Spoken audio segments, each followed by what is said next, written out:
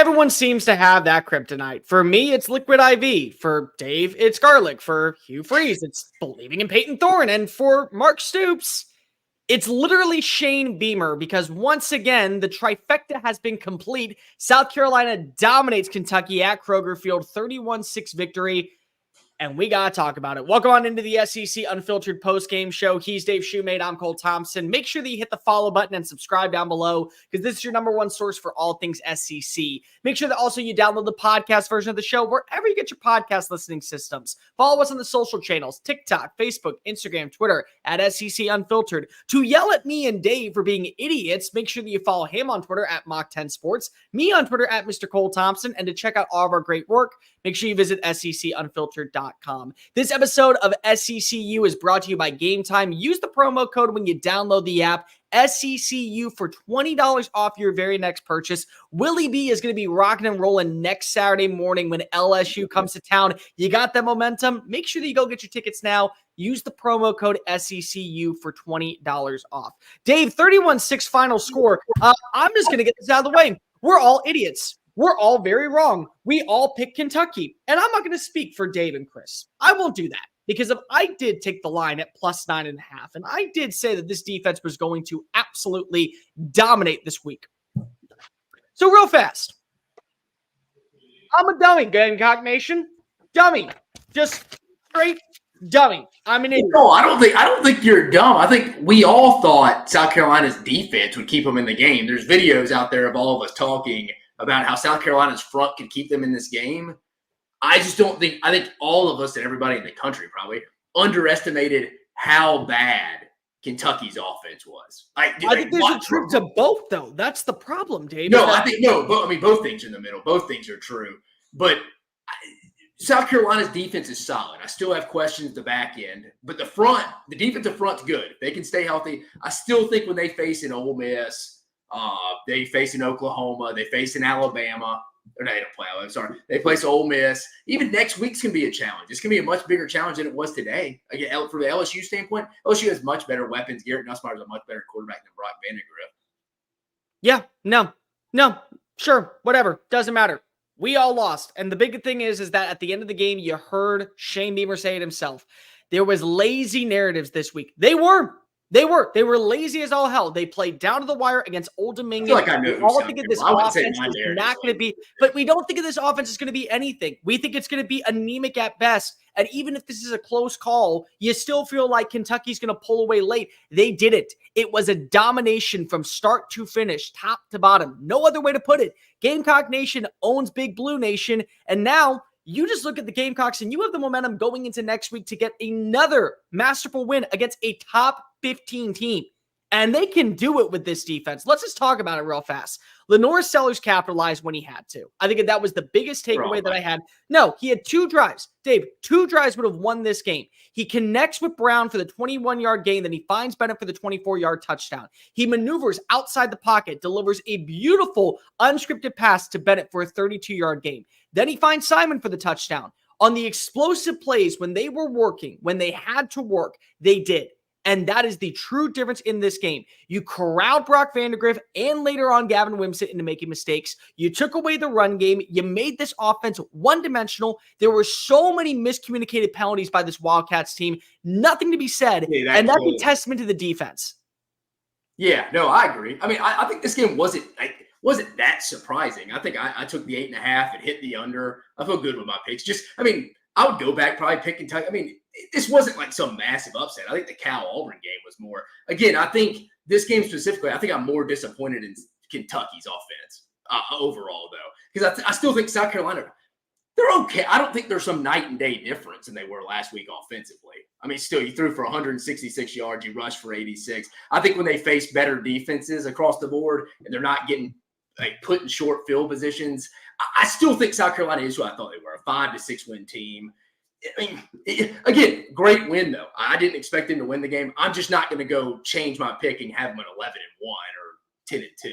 No, I mean, I have them going 6-6. I think maybe now I have them going 7-5 because this was one of those losses that I had on the schedule. Now I think they get a win. I still think that right now, depending on what this offense looks like next week against LSU, or really tonight, what this defense looks like against God, Nicholls State, you may feel more confident in this game. But I really walk away feeling more consistently better about this team, about this South Carolina team. Defensively, you feel better. You feel better than you did last week, for sure. But honestly, they were great, and it wasn't a great performance. It wasn't. We could pick holes, and we could say how many 3-and-outs there were, how many times the offense had penalties that were taken back. We can talk about it, but in the moment that matters, the explosive plays that you saw from Lenore Sellers stepped up.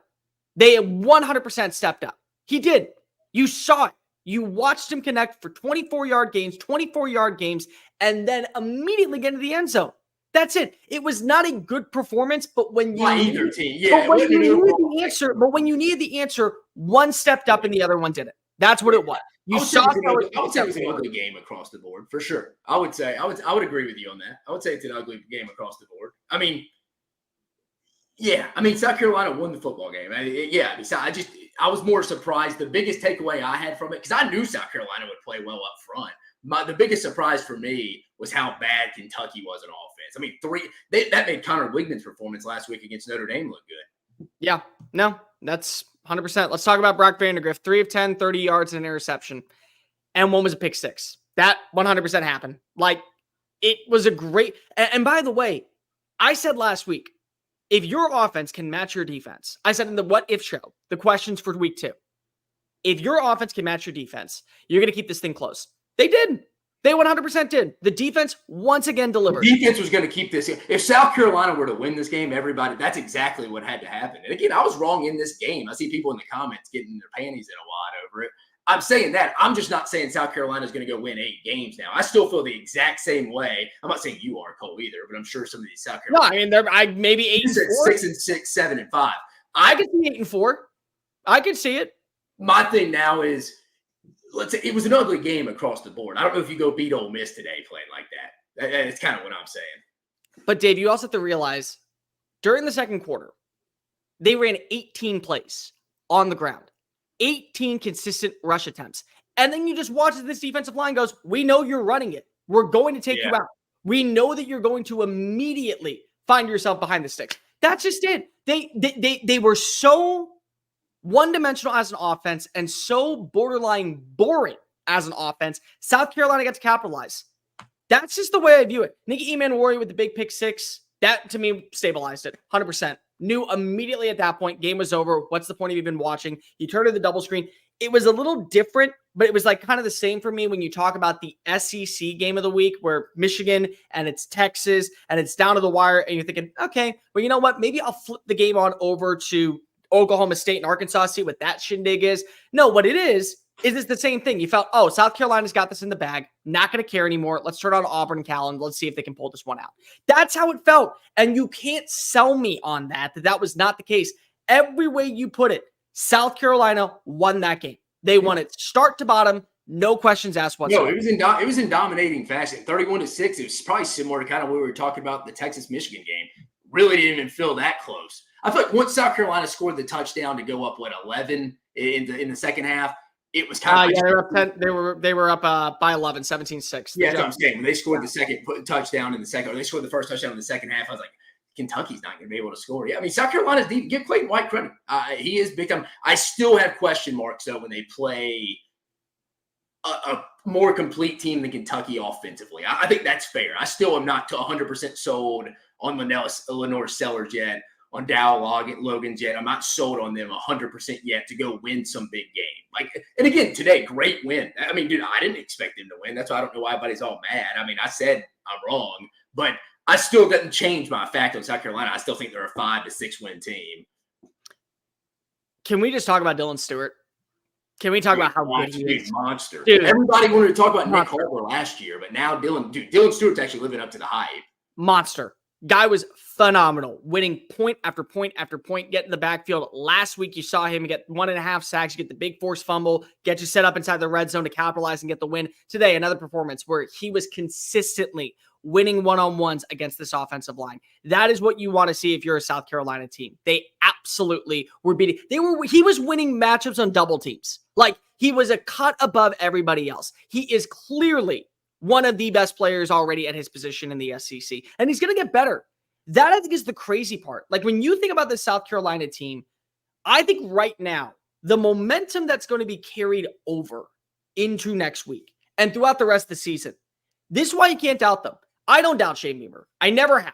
I said at the start of the year, I thought he was going to be a guy that gets above the win total. He's gotten above the win total the last 2 years. Then last year, he took a step back. Everyone was going to take a step back with that offensive line and without having consistent plays on the run game. You were. It just was the case. But he's hit above the over time after time after time. He's going to have them prepared against LSU. I have no doubt about that. He's going to have them prepared against Ole Miss. I think when they go to Oklahoma, that is the biggest trap game for the Sooners of all trap games in the history of college football because it's after Red River. You're going to have a performance that you can deliver on 100%.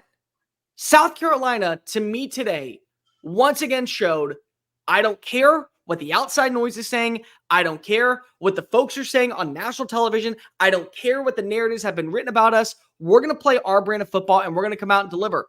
And we all fell for it because I don't know a single person. I mean, I'll say I feel worse about Kentucky. South Carolina is exactly who I think they are. I don't really, on my whole season total, I'm not wrong on that. This game I'm more disappointed in Kentucky. That's what I would say from that standpoint. So let's talk about it. Is there a quarterback battle now going on in Kentucky? For sure. There has to be. There has to. I mean, you would have to give you and me a chance right now. I mean, and to be fair, I think I saw something was like 9 out of 15. There was not at one point, it was like 9 out of 15 passing attempts. He was under pressure. And they've had They lost 2 guys, two starters on the offensive line during this game. It was already a questionable offensive line. But yeah, I mean, it's not just the quarterback. It's a lot of the quarterback. They got to figure out the offensive line too. But I'm with you, Cole. They got to you got to do something, right? The problem is that do you feel good about either side? Either quarterback right now. I mean, Gavin Wimsatt, he came on in. He still wasn't able to do anything. 3 of 7, 14 yards, another interception. I mean, you watch as this team took advantage. They bullied Kentucky into making mistakes. Brock Vandagriff, 3 of 10. I got to make it clear. The offensive line was abysmal. It was abysmal in this performance because of, you look at the 3 completions that he made, 2 were under pressure. He still was throwing off his back foot. He never, ever said that he was ever going to be that great. Like, we never saw him feel comfortable. But also, you didn't see Gavin Wimsatt feel comfortable. And there comes a moment where you're supposed to be able to take on the mantle and completely change the course. And you didn't. And the run game was anemic in the second half. Really, the only problem that I had on the entire performance of the day was, why did you let Lenore Sars throw that interception? Like, why did you let Lenore Sars throw that interception right before halftime? Like, why didn't you let yourself get the ball, run down the clock, and punt it? Because if then the score would have been 31-3. You realize that, right? Because they got the field goal right before half. You were throwing late in your own end, like in your own territory. Outside of that, I don't really have a problem. We're nitpicking. Like, we really are nitpicking with this game. Yeah. And honestly, there's no point to. We just got to admit we're wrong. And I don't care. South Carolina fans, you want to come for me in the comment section, call me a goober, call me an idiot. I don't really care because if I was wrong, I'll admit it. I was wrong in this game, but I do think South Carolina fans in the comments thinking they're going 15-0. I think we got to change up and say, I mean, Cole, I think you would agree. Here we go. Here we go. Come on. There we go. Come on now. Come on now. Cole, there you go. There you go. Let him hear it. Would you agree, Cole? They need to improve offensively. Mark Stoops fucking stinks. Yes, he does. He stinks. He stinks on ice. I'm not going to be here long, boys. I didn't mean to interrupt. I didn't mean to interrupt, but you know what? Mark Stoops stinks. He stinks. He absolutely stinks. It's the last year of Mark. He should have left when he got the Texas A&M job. I'm walking to the fucking Tennessee NC State game. Mark Stoops, you are a bozo who should have left last year. Brock Vandagriff, you are trash. And you know what?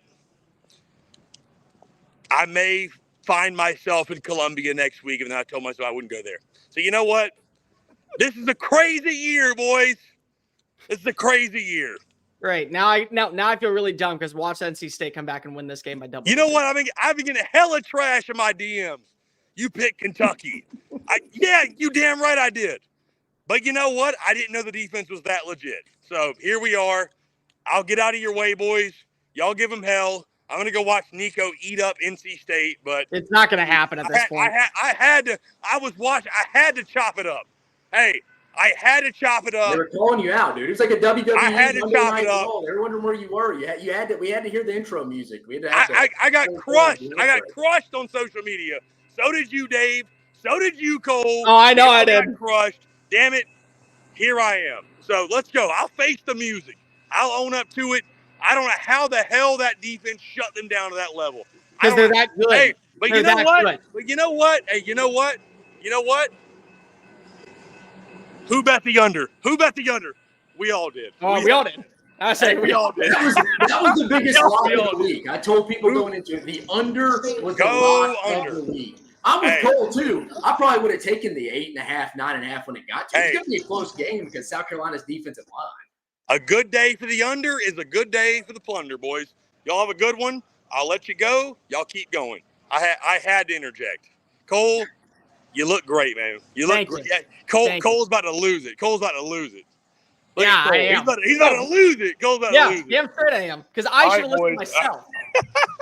All right, boys. See you later. Hey, I might join you Tennessee NC State postgame when NC Nico State balls out. Spread. I'm walking to the stadium.